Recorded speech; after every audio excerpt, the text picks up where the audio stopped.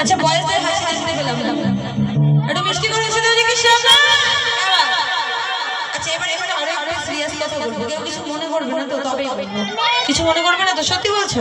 আচ্ছা তো রেডি তো শোনার জন্য? আরে তোমায় দেবো মিষ্টি কিছু সুন্দর সুন্দর বান্ধবীরা এবং আমার আন্টিরা আছে, ডান্স করছে। আজকের দিনে আন্টিরা কিন্তু আন্টি না, আমার বান্ধবী। রেডি আছো তো তার জন্য?